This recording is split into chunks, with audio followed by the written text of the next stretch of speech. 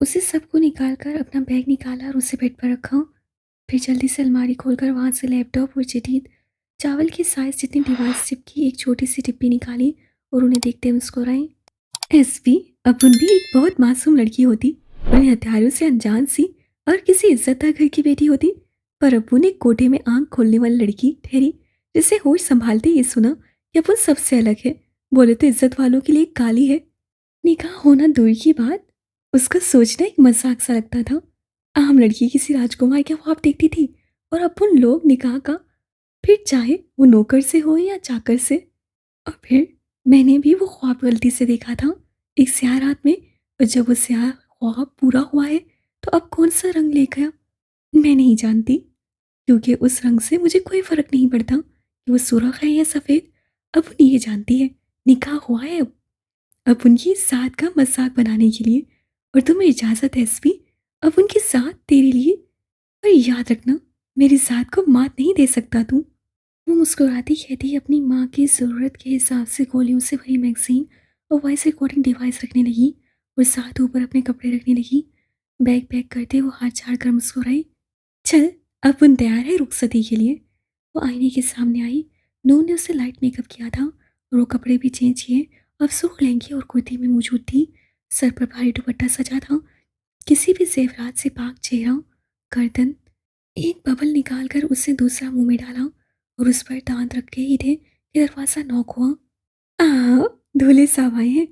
उसे दरवाज़ा खोला तो सामने बुरहान को गुस्से से पाकर शरारत से आंखें नचाईं और उसे मर्दाना शाहकार बुरहान अलवी की वजाहत को देखा। हो गई हत्यारों। कपड़ों की पैकिंग या अभी बाकी है? चलने की तैयारी करें मोहतरमा दुल्हन साहिबा। उससे सामने बेड पर रखे बैग्स को देखकर तंसिया अब्रू उचकाया। मुस्कान हंस पड़ी। मानते हैं हजूर, ऐसे ही यस्वी नहीं बने, पर मैं मासूम, बहुत ही मासूम दुल्हन, मैं क्या जानूं हथियार क्या। बकवास अच्छी करती हो, पर अफसोस मुझे हंसी नहीं आई। अब चलने की तैयारी करो, बहुत हो गया तमाशा। वो उससे साइड करता अंदर आया और उसके बैग उठाए। इस पर लबों पे मायनी हेस मुस्कुराहट बिखर गई। बहुत हाथ सामान पैक है। सवालिया अबरूज खाते तमस्सुर से हंसा। पर्सनल शदीद पर्सनल। बुरहान ने सर झटका। अभी क्या तमाशा बनाए, चिड़िया वैसे भी उसकी कैद में आ गई थी और अब तो पिंजरे में चल रही थी। घूंघट कर लो। उसके ऐसे ही मुंह उठाकर साथ चलने पर उससे टोका। मुस्कान ने अब्रू उठाया उसके तीखे नकोश पर। उठा अब्रू पल भर के लिए बुरहान को देखने पर मजबूर कर गया और फिर अपनी बेसाख्तगी पर जल्दी ही उसे सर झटका। काय को? बबल चबाते उससे मदम मुस्कुराहट के साथ पूछा। दुल्हन ऐसे गाय की तरह मुंह हिलाती और सर उठाती नहीं चलती मिसेस मुस्कान। वो अपना नाम जोड़ते रुक गया। तो कैसे चलती है, आप समझा दे मिस्टर एसपी। वो चलती उसके सामने आई। वैसे एक बात याद करवा दूं, आपकी तरफ से कोई शर्तें नहीं थी निकाह की, ये सिर्फ अपुन की थी। और अब अपुन चाहे जिस तरह चले फिरे, ये अपुन का पर्सन होगा। और ये पर्सन तब बीच में हटेगा जब आप मेरे को यकीन दिलाएंगे कि कोई सोतन नहीं लाएंगे और आपके बच्चों की अम्मा सिर्फ अपुन बनेगी। तो ठीक, नहीं तो चले, स्वामी देर हो रही है। मेरी तरफ से जहन्नुम में जाओ। वो दांत पीस कर कहता आगे बढ़ा जब वो पीछे से बोली, बिस्तर लगा दे आपका भी स्वामी। वट रोबेश। मुझे ऐसे हताब मत दो लड़की, अपनी हद में रहो, वरना जब मैं हदूद क्रॉस करूंगा मसला तुम्हारे लिए बनेगा। Don't forget it. मेरे अंडर हो, मतलब समझा दूं? एसपी बुरहान अलवी की हिरासत में जहां एक चिड़िया भी आ जाए तो पर नहीं मार सकती। वो पलटकर फोन करना नहीं भूला। यही हाल है, तभी तो अभी तक चिड़िया तक अटके हो। मैं भी सोचूं, इतने हाथ पैर मारने तक एसपी 20 तक क्यों नहीं पहुंचा। पर ये तो आज मालूम हुआ कि एसपी को कहा थी चिड़िया मारने की है। वो कहकर खिलखिलाई। बोलो उतना जितनी बसात सहन दे, ज्यादा बकवास ज्यादा बर्दाश्त नहीं रखती मुस्कान साहिबा। सुख चेहरे से बामुश्किल गुस्सा सब किए कहता। वो बाहर निकल गया। मुस्कान हंसकर सर झटकती बबल चबाए उसके पीछे निकली। हाँ, फिर अपन चलती है, इजाजत दो। वो मुस्कुराई साहिर और हुरैन के पास आई। दाद और आरिफ ने बहुत मुश्किल से साहिर की नागवारियत पर मुस्कुराहट छुपाई। सब हवनकुओं की तरह पहली बार किसी दुल्हन को यूं मुस्कुराते रुखसत होते देख रहे थे, जो बबल भी चबा रही थी और बता भी रही थी कि वो रुखसत हो रही है। मुस्कान। आरिफ ने उसके लहजे पर सरसनिश की। कोई बात नहीं, मेरी मिस्सी बहुत अच्छा बोलती है, अपुन वाला। पूर्ण ने आरिफ की सरसनिश सुनकर मुस्कुराते कहा और बाहें मुस्कान के लिए फैलाई। जिन पर साहिर की सर नजर गई। अलबत्ता मुस्कान तो निहाल हो गई उसकी मोहब्बत पर। जितनी हुरूलैन ने मुस्कान के लिए बाहें फैलाई थीं, उतनी ही समेट ली। साहिर देखकर मुस्कुरा दिया कि उसकी ऐन उसे समझने लगी है। वो जानती है उसके आलम को क्या पसंद है क्या नहीं। वो बहुत खुश हुआ था और उसकी खुशी उसकी पूरी सैर अंगेज आंखों में नुमायां हो रही थी, जिसे देखकर दाद, अलिफ और आरिफ भी मुस्कुराए। मुस्कान के जाने का आलम को एक फ़ायदा था कि उसकी बीवी की मोहब्बत अब सिर्फ उसकी होगी, उसमें कोई नहीं होगा शरीक, और उसकी मोहब्बत पर सिर्फ साहिर आलिम का हक होगा और उसकी बीवी का मज़ीद प्यार भी नहीं बढ़ेगा उस लड़की के लिए जिसका वो फ़ायदा उठाकर उससे गुस्सा दिलाती थी। मैंने तुम्हारे बेबी के लिए कपड़े लिए हैं जो रूम में अलमारी में रखे हैं। मेरे जाने के बाद आरिफ से कहना वो तुम्हें ला देगा। मुस्कान ने झुककर उसके कान में कहा और आलिम को देखकर मुस्कुराई। हुरूलैन की जो उसके जाने की बात पर आंखें नमी में उतरी आई थीं, उसकी मोहब्बत और ख्याल पर उसका दिल धड़क उठा मोहब्बत से। मतलब इतना ख्याल था उसे कि उसके बेबी के लिए कपड़े ला दिए जो उसके शोहर ने उसके बेबी को बाहर फेंक दिया था। आई लव यू मेसी, तुम सबसे प्यारी हो। हुरूलैन ने एकदम आगे बढ़ते बाहें फैलाई जिसमें पूरे हक से आलिम को जताती मुस्कान समा गई। आई लव यू टू मेरा बच्चा, मेरे को तुझसे यही उम्मीद थी डार्लिंग। वो उसके बालों पर किस करते बोली। साहिर की आंखों में आग की धक से सुर्खी उतर आई, जिसे देखकर मुस्कान की आंखों में सितारे चमक उठे। हुरूलैन अब उससे किस करने लगी थी, तभी आलम ने उसी कमरे में मौजूद हाथ को वापस खींचा तो वो आयशा से सिर रखाई उसके पास और उसके पहलों में खामोश खड़ी रह गई। मुस्कान के लिए इतना ही काफ़ी था कि उससे आग लगाती थी। पेट्रोल मौसम खुद डालेगा। आसिया, हमारे तो पूरे अलवी खानदान में ऐसी बहू नहीं। वाकई तू जबान की पक्की औरत है। जैसे तूने कहा था कि चुनकर बहू लाएगी, आज देख भी लिया। हुस्न तो अपनी जगह पर ऐसी अनोखी बहू हमें पूरे पाकिस्तान में नहीं मिलेगी। कहकर लगाकर आसिया बेगम के साथ खड़ी एक औरत ने कहा, जिस पर मुस्कान के मुस्कुराते लब सिकुड़ गए। वो तो भूल गई थी कि आज उसकी रवायती लड़की की तरह रुखसती है। पहली बात मैं तुम सब पर वाज़िया कर दूं, मैं दोगली बोल ऐसी नहीं करती। मैं खुश हूँ इस शादी से। एसपी से निकाह करके मैं मुतमईन हूँ, तो मैं क्यों झूठ मूठ कर रोना करूँ, रो कर दुश्मनों को खुश करूँ। मुझे माफ़ रखो इस सब से, मैं ऐसा कुछ नहीं करने वाली। हाँ, अगर फिर भी रोना ज़रूरी है और रस्म है तो मुझे ग्लिसरीन ला कर दे, फिर बात बने, वरना रुखसती की रस्म अदा करें। सरेआम बेइज्जती इस सलात पर उसकी बात सुनते गजब के गुस्से के साथ आसिया बेगम ने नूर को इशारा दिया और साथ चलने को कहा। वो सर हिलाती अपनी बहन के पास आई और साहिर पर गलत नजर डाले बगैर पुरुलैन से मिलती उसके दोनों काल चूमकर आसिया के पीछे चल गई। दाद ने मुस्कान के बैग उठाए और बुरहान ने फेरी को गोद में लिया। सब वहां से निकले और पोर्च में खड़ी अपनी गाड़ियों में बैठे। हथियारों के अलावा कुछ लड़कियों वाले गुण डालते तो आज ये यतीम चेहरे लेकर नहीं आते। आरिफ के साथ चलते अलिफ ने मुस्कुराते तंज किया। ये जो उसके बैग में लाली लिपस्टिक होती थी, ये मेरा अब्बा नहीं डालता था, ये भी मैं ही डालता था। तभी वो खुद को रंग कर एहसास दिलाती है कि वो एक लड़की है। वरना ये जो शादी हो रही है, उसके तो सिर्फ हम ख्वाब देखते या किसी दूसरी को बुलाते। आरिफ ने जलकर कहा। अलिफ सर हिलाकर रह गया। मुझे मालूम है मेरे जाने से ज्यादा खुशी तुम्हें हो रही है सुतेले बिच्छू, पर इस खुशफहमी में मत रहना कि मैं यहाँ अब नहीं आऊंगी। मैं आऊंगी जब दिल चाहे, क्योंकि ये मेरी दोस्त का घर है। वो चिढ़ाकर कहती उससे गले मिली। आरिफ ने हंस से उसका माथा चूमा। मुझे मालूम है सुतेली नागिन, तुम हमारा ऐसे पीछा नहीं छोड़ोगी। वो आंखें घुमाकर दांत से बैग लेती अपनी गाड़ी में रखने लगी और ड्राइविंग सीट पर बैठी। मदम सी तमस्सुर भरे मुस्कुराहट की आवाज़ें वहाँ के माहौल में गूंजी। अंदर आलम ऐन के साथ खड़ा था और यहाँ बाहर सब थे जाने के लिए। जहाँ इतना तमाशा लगाया था वहाँ ये क्या चीज़ थी। बुरहान ने सर झटका अपनी गाड़ी में बैठा और फ्रंट सीट पर सोई हुई फेरी को लेटाना, जिसका सर उसकी गोद में रखा था। उसे पाकर एक अनोखा शफकत भरा एहसास उसके दिल में पैदा होने लगा था, जो उस जैसे अक्खड़ मिजाज बंदे को बहुत भा रहा था। दाद की गाड़ी में फ्रंट सीट पर कमाल साहब बैठे थे और बैक सीट पर आसिया बेगम के साथ नूर। बाकी सब रवाना हो गए थे। उनके पीछे सबकी गाड़ियाँ निकली। बुरहान की गाड़ी आगे थी और मुस्कान के बीच में पीछे उनके दाद की गाड़ी थी। आपको कहीं जाना है आलम? हारी बंदर आता सामने खड़े आलम से इशारा देते पूछने लगा, जिसके सामने हुरूल सर झुकाए उंगलियां मरोड़ रही थी। नहीं, तुम जाओ। आलम ने उससे कहा, जिस पर आरिफ ने इस्पात में सर हिलाया। मौसम खराब है, शायद कुछ देर में बारिश भी हो जाए, इसलिए अगर लेट हो गया आने में तो मैं कहीं स्टे करूँगा। आप फिक्र मत कीजिएगा। उससे आगाह किया। आलम सर हिला गया और फिर उन दोनों पर आखिरी नजर डालते वो वहां से निकल गया। कुछ ही देर में गाड़ी स्टार्ट होने की आवाज़ आई और वहाँ से निकलती चली गई। अब इस बड़े से घर में गुस्से भरी नसों से देखता आलम और उसके सामने खामोशी पर सहमी हुरुल ऐन खड़ी थी। लब दांतों में दबाए उससे नसें उठाई, स्याह पानियों भरी आंखों में मुकाबिल का अक्स नुमाया हुआ। एक बार भी ताई अब्बू और ताई अम्मी मुझसे नहीं मिली। वो मुझसे ऐसा क्यों करते हैं आलम? मैंने क्या किया है? जब का पैमाना जब लबरेज हुआ तो फूट फूट कर रोती उसके चौड़े सीने में मुंह छुपा गई और उसके अक्स को आंखों में मेज लिया, पानियों में कैद कर लिया। आलम ने घूरते दोनों बाजू से घेर डाले और उसे खुद में छुपा दिया। हालांकि वो कुछ देर पहले ही उसकी जरूरत पर सजा देना चाहता था, पर दिल इजाज़त कहाँ देता था अपनी ऐन के मामले में सख्त सोचने की। उसका मसरूद हंसार पाते ही वो मुस्कुराती, सर सीने पर टिकाए आहिस्ता से उससे घेर अपना मासूम हंसार डालकर उसे हैरान कर गई। आलम, बारिश को इंग्लिश में क्या कहते हैं? क्या हुआ? मिसेस सफ़र अपने शोहर को मोबाइल थामे परेशान देखकर पूछने लगी। कुछ नहीं, सो जाओ।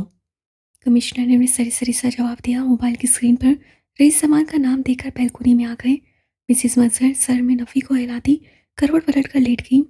रूम की लाइट के ऑफ होते ही दरवाजे पर खड़े वजूद ने आसपास देखकर किसी को ना पाकर उससे कीज निकाल कर आहिस्ता से दरवाज़ा बगैर आवाज़ के अनलॉक किया और अंदर दाखिल हुआ। सामने ही कंफर्टर में मिसेस सफ़र सोई हुई थी और वो जानता था अभी कच्ची नींद में है। उससे बहुत आहिस्ता कालीन पर कदम रखते बैल्कोनी की डोर के पास खड़ा हुआ और सामने नजर आते वो कान से लगे कमिश्नर की मोबाइल और फिर अपने हाथ में मौजूद चावल की साइज जितनी चिप को देखने लगा जो उसे कमिश्नर की मोबाइल पे लगानी थी कि फ़िलहाल जो कॉल्स आए उनकी रिकॉर्डिंग हो सके, ताकि ये मालूम हो कि गैर सामान वालों से कमिश्नर मिला हुआ है कि नहीं। सोचते हुए उससे एक कदम रूम के अंदर और दूसरा कदम बैल्कोनी में रखा। मुज़फ़्फ़र हयात की उसकी तरफ पीठ थी और वो किसी से कॉल पर बात कर रहा था, जो सामान तो नहीं हो सकता था क्योंकि वो बेफिक्री और रौब से बात कर रहा था, जो सामान से तो कतई नहीं कर सकता था। आरिफ ने आहिस्ता से बैग से एक प्लास्टिक की स्टिक निकाली और उसके मुंह पर चिप सेट की। अब उसे सिर्फ मोबाइल पर रखनी थी। आगे वो चिप खुद जदीद टेक्नोलॉजी टेक्निक से अपनी जगह सेट कर थी वॉइस के करीब। उससे सांस रोककर एक नज़र कमिश्नर की वीव पर डालते हुए कमिश्नर के हाथ में मौजूद मोबाइल को देखा और हाथ बढ़ाया मोबाइल के करीब किया था। क्या हट पर एकदम कमिश्नर ने गर्दन मोड़ी। आरिफ सांस रोककर बैठ गया नीचे और अपनी स्टिक पर नजर डाली।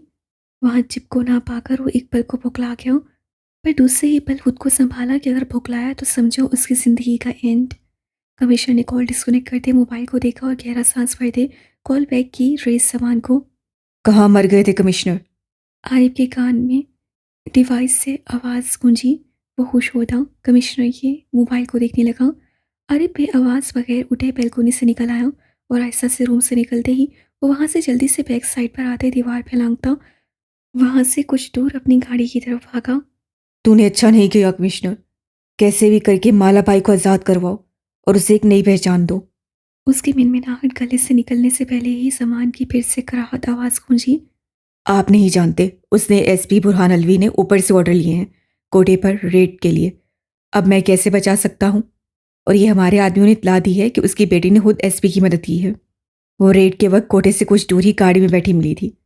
सर, मुझे तो लगता है सारा का सारा खेल उस बीस्ट का है।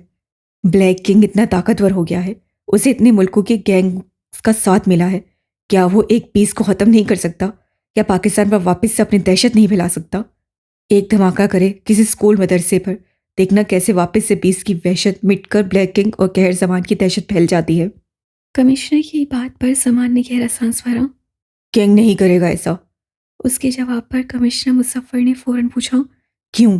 क्यों नहीं करेगा? क्या देख नहीं रहा? बीस की वजह से सारी उसकी दहशत खत्म हो गई है। हर तरफ बीस की वहशत फैली हुई है और अब तो ये पैदा होने वाले 2 दिन के बच्चे पर आश्कार हो रहा है बीस बेगुनाह को नहीं मारता। वो सिर्फ बुराई का खात्मा कर रहा है, अच्छाई के लिए।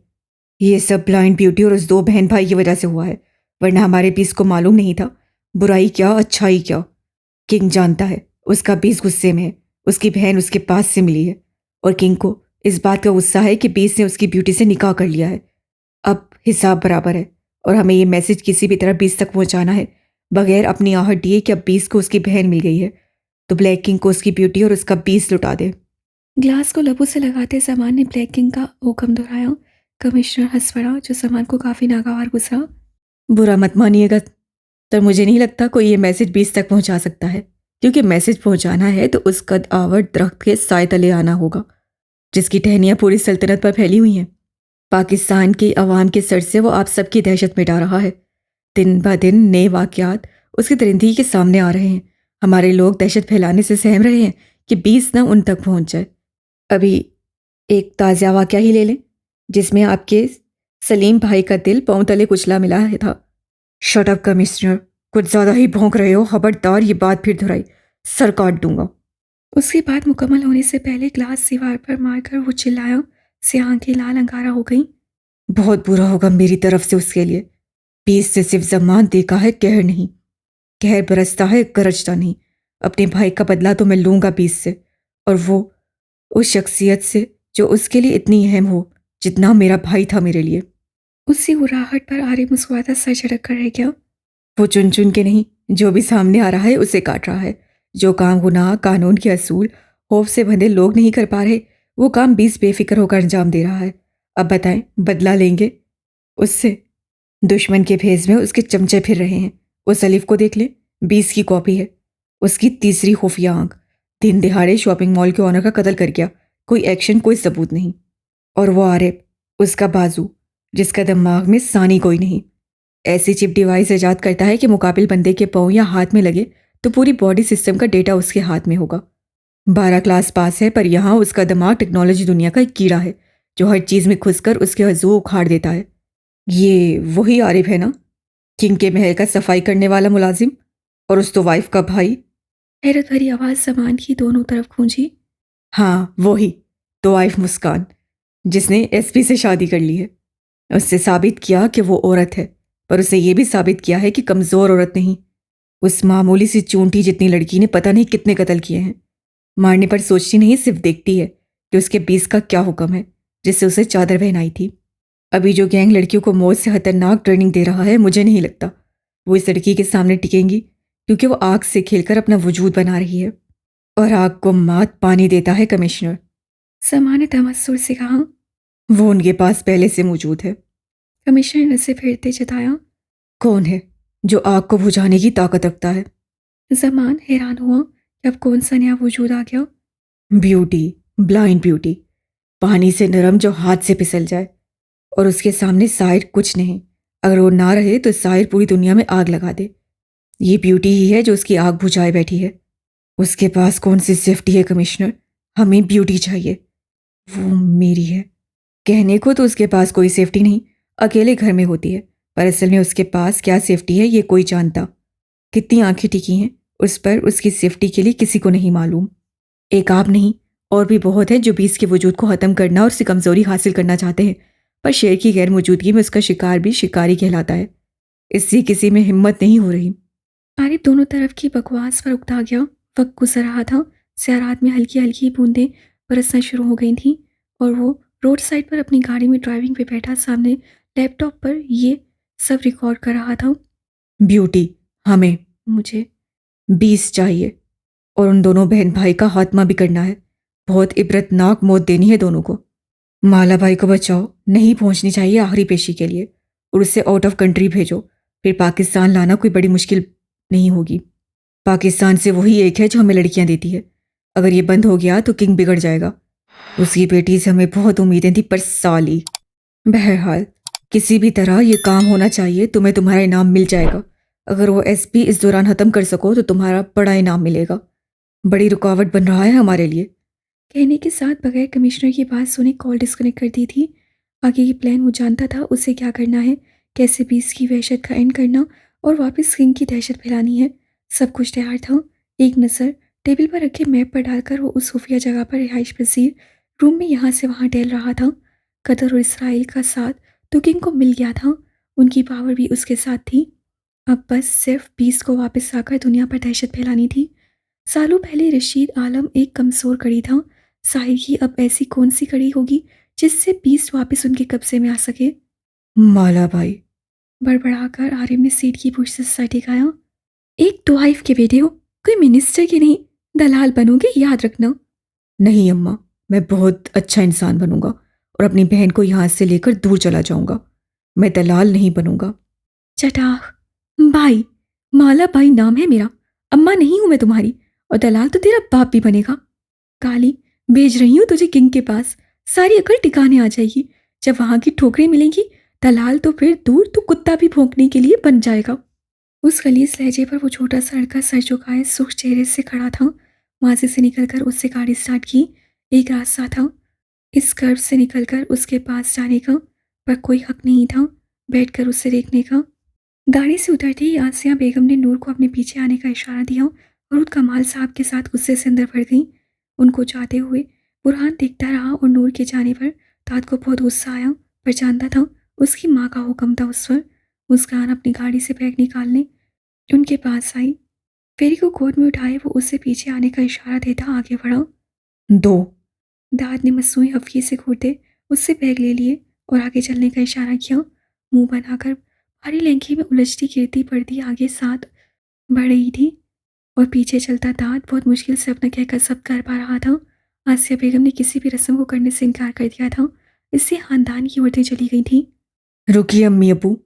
घर में दाखिल होते फौरन से पहले ही बुरहान ने उन दोनों को रोका जो अपने रूम की तरफ जा रहे थे, और नूर जो मजबूरी में छोटे कदम उठा रही थी सीढ़ियों की रेलिंग थाम कर खड़ी हो गई। हैरियत भाई।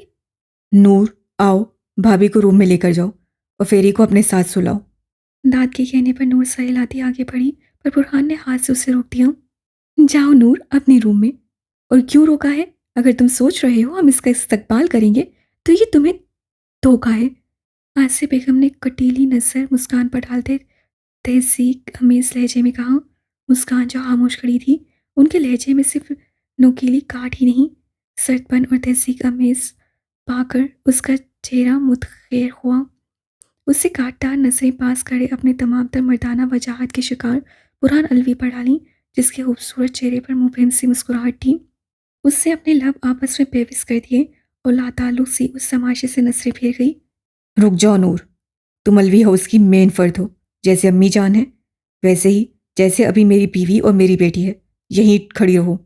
बुरहान ने दाद को देखते नूर को मुखातिब किया और फिर अपने सामने खड़ी घर पर सरसरी सी नजर डालती सुख और उसी जोड़े में मलबूस मुस्कान को देखा। मैं इसके स्टेटस, स्टैंडर्ड और बैंक बैलेंस बैकग्राउंड सबका तारुफ, यानी कि अपनी बीवी मिसेस मुस्कान बुरहान अलवी का तारुफ करवाना चाहता हूँ। यहाँ मौजूद अलवी विला का हर फर्द इसका तारुफ सुने, और जिसे डर है मेरी बीवी के गरीब होने का, तो वो ख़त्म हो जाए। सही कहा ना मिस्टर एंड मिसेस कमाल अलवी?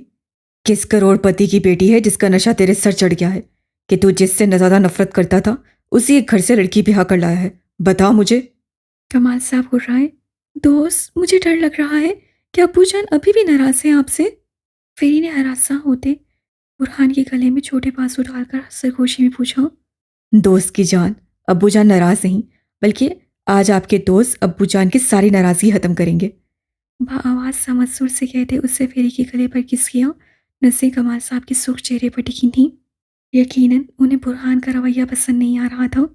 आप ऐसा करें, भाग कर रूम में जाएं, मैं आता हूँ। Okay my sweet heart. Love you dad, आप वर्ल्ड के बेस्ट डैड हैं, और अल्लाह जी की तरफ से मेरे लिए गिफ्ट। छोटी सी मुस्कान अपने दोस्त की सलाह करने पर खुश होती उसे किस करके वहां से भाग गई। नूर के करीब से गुजरी तो नूर ने उसे प्यार दिया। क्या फर्क था दोनों में? वो भी यतीम थी और ये भी। किस करोड़पति की बेटी है ये? वो ठहर ठहर कर कमाल साहब का सवाल दोहराने लगा। सवाल काफ़ी अच्छा है। वो आगे बढ़कर मुस्कान के पास खड़ा हुआ और उसका मोमी हाथ अपने मजबूत हाथ में थाम लिया। मुस्कान ने झटकना चाहा, पर मुकाबिल की गिरफ्त इस कदर बेरहम थी कि हड्डी टूट जाए पर गिरफ्त न छोड़े। करोड़ को छोड़ें, आगे की सोचें, क्योंकि मेरी बीवी की माँ 24 घंटों में करोड़ों से ज़्यादा कमाती है। क्यों डार्लिंग? आई एम राइट ना? उससे मोहब्बत पाश नजों से मुस्कान के खूबसूरत चेहरे को देखा, जो पहले ही कहर बरसाती नसूसों से खो रही थी। इस कदर से लतमेज बयानात और माहौल पर दाद ने सबसे मुठियां भींची। भाई। उसे बाज रखने के लिए टोका, जिसका रत्ती बराबर बुरहान पर असर न हुआ। तुम बीच में मत आओ दाऊद, खामोश होकर सुनो। अगर तुम्हारी बीवी के पास रेस्टोरेंट है तो मेरी गरीब बीवी नहीं है, जिसका मुझे मुस्तकबिल में ताना मिले। अंडरस्टैंड? क्या करती है इसकी माँ? कमाल ने उसकी तरफ खुशी नजरों से देखा। और इसका बाप? मैंने तो सुना है दोनों यतीम हैं। इतनी ही इनकी माँ अमीर थी तो दोनों आलम के दर पे क्यों पड़े थे? दोनों मियाँ बीवी उलझ गए। अमीर लोग, अमीर सोच, नाराजगी की वजह से घर छोड़ दिया है। भाई, अमीर बच्चों के चोंचले, बाप का तो नहीं मालूम, डार्लिंग ने बताया नहीं। बहरहाल मैं कहाँ था? उससे मुस्कान को देखते सोचने की एक्टिंग की। वहाँ मौजूद सबकी हैरत भरी नज़रों का ये दोनों दूल्हा दुल्हन मरकज से 24 घंटों में करोड़ से ज़्यादा कमाती है। कमाल साहब ने याद दहानी करवाई। दाद ने तो शाह की नज़रों से देखा। अलबत्ता नूर के चेहरे पर बुरहान की तरह मायनेहेज मुस्कुराहट आई। एक बड़ा महल जैसा मेरी डार्लिंग का घर है, जिससे मेरे ख्याल से हज़ारों की तादाद में रूम्स हैं। आखिर क्या करती है इस लड़की की माँ? आसिया बेगम ने चिढ़कर पूछा, जिसे बुरहान ने बहुत खूबसूरती से नज़रअंदाज किया। अलीफ और मुस्कान जैसे अंगारों पर थुक रहे थे, पर उन्होंने सबका दामन नहीं छोड़ा, बल्कि उसे मजबूती से थामे रखा। पोर्च में गाड़ियों की लाइनें लगी होती हैं, बेशुमार कार्ड्स, बेशुमार सिक्योरिटी, स्पोर्ट। वो हंसा। अब की बार मुस्कान भी मुस्कुराई। करती क्या है वो औरत? मतलब नाम क्या है? अब तुम बताओगे या सिर्फ गाते ही रहोगे? कमाल साहब का सबर का पैमाना लबरेज हुआ तो गुस्से से बोले, क्या बिजनेस वूमन है? अगर ऐसा हुआ फिर सड़कें जो हमारी इमेज को ठेस पहुंचाई है वो उसके स्टैंडर्ड के सामने दब जाएगी, और साथ शायद आगे वो दौलत अपनी बेटी को दे। वो मुस्कुराए। मैंने कहा था ना अब्बू, कैसी बहू लाऊंगा जिसे देखकर मुंह से माशाल्लाह निकले, बल्कि उसके बैकग्राउंड मजबूत तरीन मशहूर हो। फिर देखिए। तो बस, बुरहान अलवी अपनी बात से नहीं मुकरता, जो कहता है वो करके दिखाता है। अब आप दोनों बताएं, कैसी लगी आपको मेरी पसंद, मेरी बीवी? देख लें, दोनों माशाल्लाह चांद सी सूरत है। उससे कहते मुस्कान का रुख अपने माँ बाप की तरफ किया जो मुस्कुरा रहे थे। अब वो हंस रही थी कि अब अचानक दोनों को हार्ट अटैक होगा। मतलब एसपी गुस्से से आ गया है, अपने माँ बाप की जान खुद निकालेगा। उन दोनों की नज़र तो उस हिरनी सी लड़की पर थी। सरापे से तो हिरनी ही लगती थी, पर चेहरे से कोई शेरनी, दराजकद पतली सी तीखी नकूश वाली वो लड़की बिलाशुबा इंतहाई खूबसूरत थी। आसिया बेगम के सामने सुर्ख लहंगे में हुरुलैन का सुख सरापा लहराया, और उन्होंने मुस्कान को देखा गौर से। बेशक हुरुलैन के सामने उसकी जुड़वां बहन भी कम लगती नहीं थी, और ये भी वो एक गैर मामूली हुस्न की मालिक नोहेस कली थी, और ये हसीन नूरुलैन की तरह। पर तीनों में खामियां थी जैसे हर इंसान में होती हैं। हुरुलैन के पास आंखें थीं, पर उसमें नूर नहीं था। नूरुलैन के पास सारा हुस्न था, पर अपने कद में वो मार खा गई थी। तो दूसरी तरफ मुस्कान बेमिसाल थी, पर उसका लहजा, उसकी चाल चलन उसे जीरो कर देती। पर कहते हैं दौलत वो बला है जो सारे ऐब छुपा देती है। वैसे ही अब कमाल साहब और आसिया बेगम को अपनी नई नवेली बहू बुरी नहीं लग रही थी, बल्कि बहुत अच्छी लग रही थी। तुमने जो किया वो गलत था बुरहान, पर जो तुम कह रहे हो, लड़की अच्छे घर की है तो हमें क्या इतराज़ हो सकता है? हमें भी पसंद आई। अब बड़े घर की लड़कियों में इतना नखरा और गरूर अच्छा लगता है। कमाल साहब के इज़हार पसंदीदगी का उनकी बेगम ने भी ताकीद की थी। दाद ने लब भींच लिए, और मुस्कान पहले हैरत से बुरहान को, फिर उसके माँ बाप को देखने लगी, जिन्होंने गिरगिट की तरह रंग बदला था। वो सच में हवनकों की तरह उन्हें देखने लगी। क्यों तमाशा लगा रहे हैं भाई? कर ली ना अपने पसंद की शादी, ख़त्म करें तमाशा। अलीफ ने नागवारे से तड़क कर कहा। उसके लहजे की धमक पर नूर ने बेसाख्ता चौंक कर उसे देखा, पर उसकी तरफ मतवजा नहीं था। उसे अपने भाई को सूख आंखों से घूर रहा था। वो उलझ गई। जब से उसके निकाह में आई थी अजीब रंग दिख रही थी, कभी बुस्सिल कभी निडर, बेखौफ खूंखार। वो बिल्कुल समझ नहीं पा रही थी दाऊद अलीफ को, या वो उसे समझने ही नहीं दे रहा था खुद को। माला। बुरहान की सरसराती आवाज़ पर उससे बेदर्दी से लब दांतों तले दबा लिया कि मुंह में खून का जायका खुलने लगा। आंखें मेचनी पलकों। वहीं अलीफ का चेहरा मुतगैर हुआ। अपनी साथी की यूं सामने बेइज्जती, वो भी अपने भाई के हाथों पर। वो चाहकर भी कुछ नहीं कर सका था। कई जगहों पर इंसान को अपनी ही जंजीरें काटने को दौड़ती हैं, जैसे इस वक्त मुस्कान और अलीफ को। सुसर साहब का तो नहीं मालूम कहाँ रहते हैं, कहाँ नहीं। अलबत्ता अपनी सासू साहिबा से अभी निकाह से पहले मुलाकात करके आया हूँ। माला बाई को आप जानते हैं डैड? वो बहुत मशहूर औरत है अपने बिजनेस के लिहाज से। महल जैसा कोठा जिसके हजारों रूम्स, और वहाँ के बिजनेस से मिलने वाले करोड़ों की तादाद में पैसे। तो क्या कहती हैं अम्मी जान, अब बहू आई ना पसंद? हुस्न, दौलत, नाम, एक बाजारू औरत की बेटी जिसकी माँ 24। बकवास बंद करो बुरहान अलवी, तुम मेरे घर में इस जिस्म। खबरदार, बीवी है मेरी, मिसेस मुस्कान अलवी। अगर इसे किसी ने कुछ कहा तो अच्छा नहीं होगा। उसके लिए ईंट से ईंट बचा दूंगा मैं इस घर की। और ज़रा सी बदअखलाकी हुई मेरी बीवी से तो याद रखिएगा बूजान, मैं जमाल अलवी नहीं हूँ रिश्तों के सामने हारने वाला। मैंने एक बार जिसे खोया उसी से सीखा है। वो सुर चिंगारती आवाज़ में लौंज के बीचों बीच अपनी पिपरी आवाज़ में घायल शेर की तरह दहाड़ रहा था। जिससे अलवी विला के दरो दीवार दहशत ज़दा कर दिए थे, वो भूला नहीं था। कुछ देर पहले ही का मंज़र, जब अपनी मोहब्बत को उस हैवान के बगल में देखकर कैसे अंगारों पर चला था, कितना सब किया था, वो सब उसका खुदा जानता था। वो हैवान उसे पाकर फ़दाबंदी से सरशार था और उससे जो रातों में तहज्जुद में उसे माँगा था, जब वो खो गई थी, किडनैप हो गई थी, कितनी रातों को रोता-चीखता उसे ढूँढता था गली-गली में, कैसे काँटों में बस रही थी वो रातें, वो सिर्फ़ खुद जानता था। पर जब वो मिली, तब उससे अपने माँ-बाप की नफ़रत के आगे हथियार डालते मुँह से लफ्ज़ सा निकाला और उसे एक नाज़ुक लम्हे में खो दिया। पर अब नहीं, अब मज़ीद उनकी हुकूमत नहीं चलेगी। अलीफ़ और मुस्कान दम बख़ुद खड़े उसे हैरत से तक रहे थे। किस चीज़ के खोने की अज़ियत थी उसके लहजे में, किस तरह दिल टूटने की किरचियाँ थीं। बुरहान अलवी एक सर्द इंसान के लहजे में, जो सिर्फ़ मुँह से अंगारे निकालता था, पर आज नखूद अंगारे के साथ अज़ियत की किरचियाँ भी थीं। अगर तमाशा इन पर पहुँचा हो, तो मैं रूम में जाऊँ एसपी? सबसे दाँत पीसकर उससे खामोशी में अपनी आवाज़ की किरचियाँ बिखेरी, जो सीधी कमाल अलवी और आसिया बेगम के अंदर बेबस हो गई। खबरदार, खबरदार बुरहान, अगर इस फहाशा को अंदर भरने दिया। बुरहान के कुछ कहने से पहले आसिया बेगम पागलों की तरह चीखती मुस्कान की तरफ लपकी, पर उससे पहले ही उनके खतरनाक इरादे समझकर दांत उन्हें अपने हसार में ले चुका था। पर उसके बावजूद वो गलीज अलकाब से नवासी उसे मारने की दर पर थी। मतलब पहले एक फहाशा मॉडल ने उसकी बहन की खुशियाँ छीन ली और अब उस कोठे वाले ने उसका बेटा छीन लिया। मुझसे गोपी बहू की उम्मीद मत रखिएगा मिसेस अलवी। मुस्कान सुर्ख लहू आंखों से आसिया के पास से गुजरती ऊपर सीढ़ियों की तरफ बढ़ गई। पीछे वो उस पर बददामनी का धब्बा लगा रही थी, जिसे सब खामोशी से सुन रहे थे। उसे याद था, साहिर ने उन्हें सिखाया था, बात जब किसी मासूम और अपनी साथ पर आए, तो ये मत देखो कि सामने कौन है, बस ये देखो कि तुम्हारे हाथ में क्या है, और अगले पल मुकाबिल की हंसी मिट्टी में मिला दो, उसकी शनाख्त मिटा दो। उसका बड़ा जी कर रहा था आज वो ये असूल बुरहान अलवी पर आजमाए, पर वो नहीं कर सकी। खामोशी से अपनी चादर मैली कर दी, जिसे इतने साल संभाल कर सीने से लगाई आई थी, और आज उसी चादर को बहुत इस्तकाक से उस सितमगर ने मैला कर दिया था। शिकस्त कदमों से वो रूम में आई, तो सामने ही बेड पर वो अपनी तमाम तर मासूमियत से गहरी नींद सोई थी। उसका इरादा रूम तहस नहस कर देने का था, पर उस सितमगर की फेरी का ख्याल करते वो खामोशी से चेंज करने चली गई। चारों ओर उसके वीरानी थी, मौत जैसी खामोशी छाई हुई थी। उससे कभी नहीं सोचा था उसकी ज़ात भी इस कदर अज़ियत भरी हो सकती है। बुरहान, कमाल अलवी और आयसिया बेगम को वहीं रोता बिलखता छोड़कर खुद भी आगे बढ़ा। तुमने हमारा दिल बहुत दुखाया है बुरहान। मैं तुम्हें आँख पर नहीं कर सकते। यहाँ आपकी औलाद है, भाई नहीं। वो कहकर रुका नहीं, सीढ़ियाँ फलांगता वहाँ से उछल हो गया।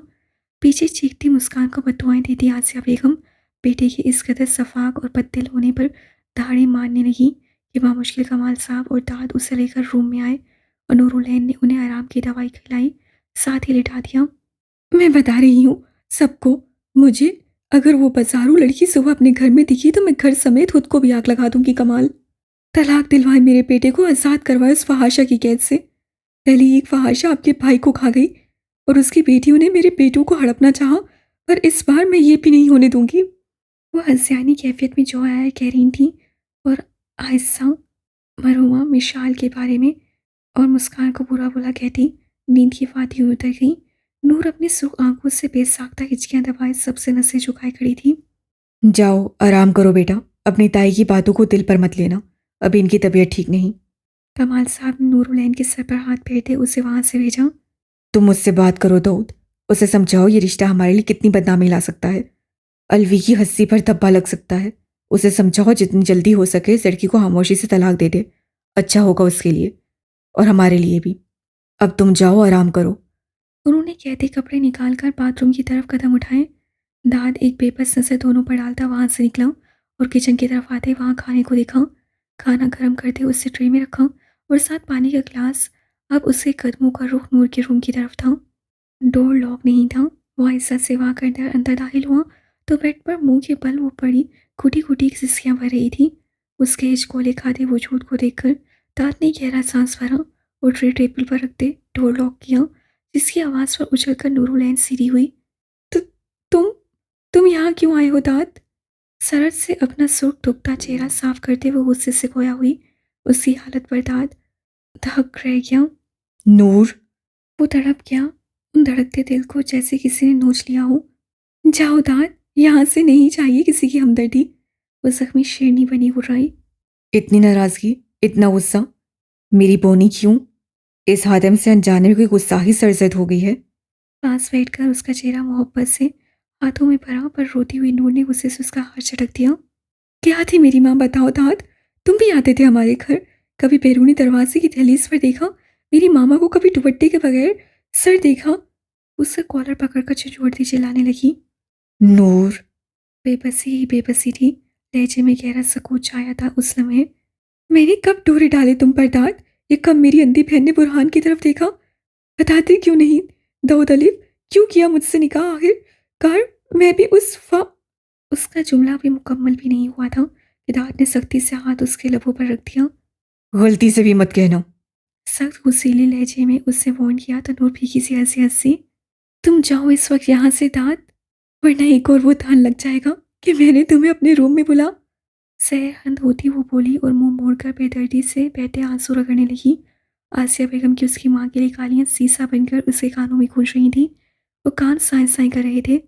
कैसी औरत थी, मरहूमा को भी नहीं बख्श रही थी। दाद खामोशी से उसकी पुश्त तक रहा था। रूम में दोनों वजूद की मौजूदगी के बावजूद गहरा सकूत छाया हुआ था। क्या चाहती हो तुम नूर? हारे हुए अंदाज में वो बोला। नूर के लबों पर तल्ख मुस्कुराहट फैली। तलाक दे दो दाऊद अलिफ, आज़ाद कर दो मुझे, और आज़ाद करवा दो मेरी बहन, ताकि हम इस जाल से निकलकर आज़ादी की खुशी की ज़िंदगी गुजारे प्लीज़। वो सिसक उठी। ताज शाह की नजरों से उसकी पुश को देखने लगा। कितनी आसानी से वो जालिम तलाक का नाम ले रही थी। हालांकि उसकी जगह वो होता तो उसी पल धड़कनों से रिश्ता टूट जाता, उससे अलग होने के तस्वुर से। तुम्हारी तबीयत ठीक नहीं है, उठो, खाना खाओ और आराम करो। सुबह बात करेंगे किसी दूसरे मौजू पर। सर लहजे में कहता वो कोई और ही लगा नूर को। उससे पलटकर उसे हैरत से देखा और उसकी पहली आंखें देखकर दाद को अपने लहजे का एहसास हुआ तो संभल कर मुस्कुराया। जाओ यहाँ से। उसे गिरगिट की तरह रंग बदलते देख वो फुनकारती खड़ी हुई और दरवाजे की तरफ धक्का दिया। दाद लड़खड़ाता संभल गया। क्या बनेगा हमारा? वो ठंडी सांस भरकर कहता, उसे बांसों से पकड़कर सोफे पर धकेलता। उसके एक तरफ सोफे पर लात रखकर बूट समेत उसके सामने खड़ा हुआ और हाथ में ट्रे उठा ली। ये क्या बदतमीजी है दाद? वो उसी अंदाज पर सरता पाया झुलस कर चिल्लाई, पर फर्क किसे पड़ता था? वो वैसे ही खड़ा था, उसके लिए निवाला बना था। मुझे तुमसे यही उम्मीद थी, तुम एक घटिया तरीन शख्स हो दाऊद अलिफ, तुम्हें जबरदस्ती के अलावा। वो चीखती दूसरी तरफ से उठने लगी कि बर वक्त दाद ने एक हाथ में ट्रे थामते सोफे की पुश पर हाथ रख दिया और उसे पूरा अपने शिकंजे में कैद कर लिया। तुम एक इंतहाई गिरे दर्जे के आदमी हो। दोनों तरफ रास्ते ब्लॉक देखकर वो उस पर झपटना चाहती, उससे ट्रे झपक कर फेंकना चाहती थी, पर उस पहाड़ ने अपना बाजू बुलंद कर दिया। नो टेंशन, सारी दुनिया जानती है। वो लापरवाही से बोला और निवाला उसके मुंह की तरफ किया। नहीं, बल्कि जबरदस्ती उसके मुंह में डाल दिया। वो फड़फड़ाई रह गई। क्या? वो रोती हुई बेबसी से चीखी। क्यों वो उस पर इस कदर काबिज था? क्यों वो उसे हरा देता था?